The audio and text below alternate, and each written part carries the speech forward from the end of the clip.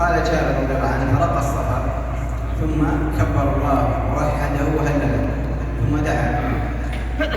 السنة أن نقول لا إله إلا الله وحده لا شريك له له الملك وله الحمد على كل شيء قدير، لا إله إلا الله وحده أنجز وحده ونصر عبده وهزم الأحزاب وحده.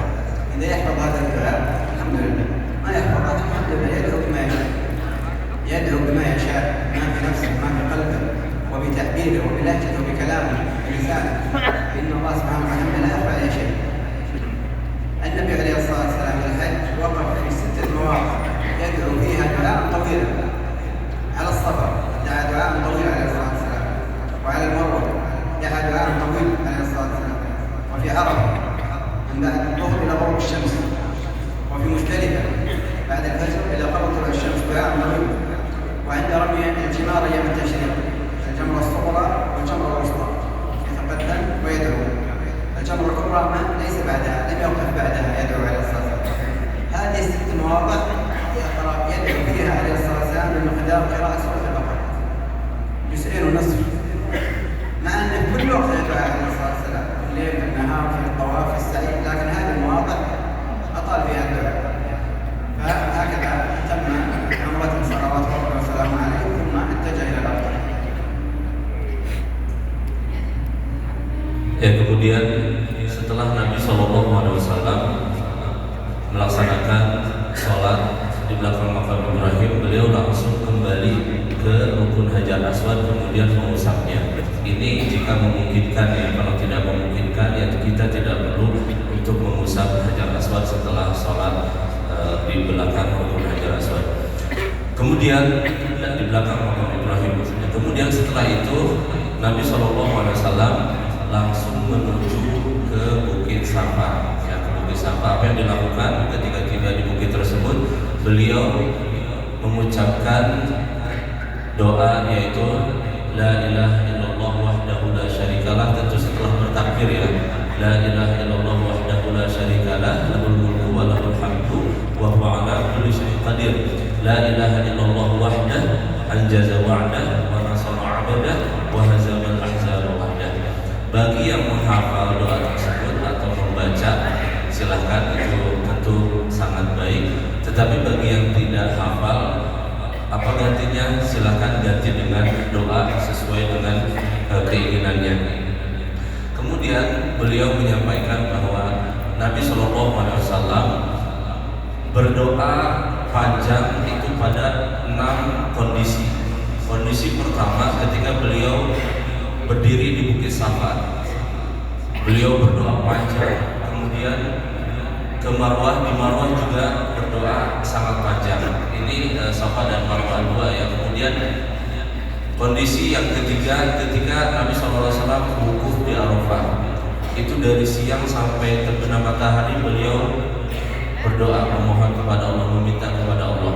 Kemudian yang keempat yaitu ketika di Muzdalifah, setelah beliau menyelesaikan sholat subuh, beliau langsung berdiri dan memohon kepada Allah sampai kurang lebih hampir terbit matahari. Ini waktu yang panjang. Kemudian yang kelima setelah melontar jumroh kula, jumroh kecil ya, dari tanggal 11, 12 atau tanggal 13. Jadi setelah melontar jumroh pertama, beliau ke pinggir dulu, beliau berdoa dengan doa yang panjang. Kemudian setelah itu melontar jumroh yang kedua yaitu wusta. Setelah melontar langsung ke pinggir dan berdoa dengan doa yang panjang. Di kurang lebih Nabi berdoa itu kalau diukur dengan ukuran kurang lebih setelah membaca surat Al-Baqarah 2 juz setengah. Jadi kurang lebih 2 jam Nabi berdoa berdiri begitu di setiap di setiap tempat atau kondisi dari 6 kondisi yang tadi kita sebutkan. نزل بالأرض صلوات الله وسلامه عليه يوم الأحد وبركة به الأحد والاثنين والثلاثاء والأربعاء. يوم الخميس دخل إلى هنا كان يوم الثامن يوم التروية. من حين نزل الأبطال عليه الصلاة والسلام بقي فيه الأبطال مكان الآن يوم هذا من الأبطال. الأبطال هذا الموضوع المنطقة لأنها واسعة ما كان فيها مباني. نزل في قريب هذا المكان صلوات الله وسلامه عليه ولم يرجع إلى البيت لا للطواف ولا للصلاة ولم يأتي بعمرة، ولم يأتي أحد من أصحابه بعمرة، وإنما بقوا في هذا الموضع. وهذا من الأدلة أن الصلاة هنا 100,000 صلاة، كل حدود الحرم، كل حدود الحرم الصلاة فيها ب100,000 صلاة. نعم المسجد الحرام أفضل، لكن الآن زحام، ولهذا الأفضل للمسلم أن يبقى في مكانه ويحتسب الأجر اللي يخفف على المسلمين اللي يأتوا القدوم يطوفوا ويسعوا ويجتهد في العبادة. الآن طرق زحام، السيارات والمشي يتعب الإنسان. نبينا عليه الصلاة والسلام لم يرجع إلى البيت ولا أحد من أصحابه، لا لعمرة ولا لطواف نافل ولا للصلاة، لأنه كان يصلي في موضع. في الحديبية لما راح صلى عليه الصلاة والسلام كان يدخل داخل حدود الحرم ويصلي، لأنه يصلي داخل الحرم، أما هنا فيصلي في موضع عليه الصلاة والسلام. ولهذا السنة لكم والأفضل أن العبد يبقى في موضعه في مكانه ويجتهد في العبادة، في الصلاة، في الذكر، في الدعاء، في العبادة إلى اليوم الثامن. ثم أحرم أصحابه رضي الله عنهم موضعهم، لم يذهبوا إلى المسجد ليحرموا منه، وإنما أحرموا من مكانهم، وما هو محرم عليه الصلاة والسلام مع هدي، ثم اتجهوا إلى المنى.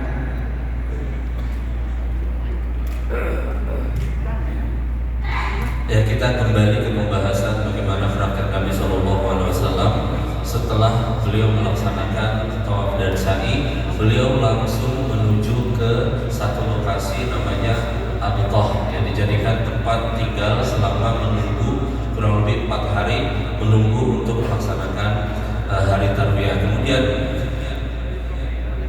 Nabi SAW selama di Abqah itu 4 hari, ya kurang lebih 4 hari.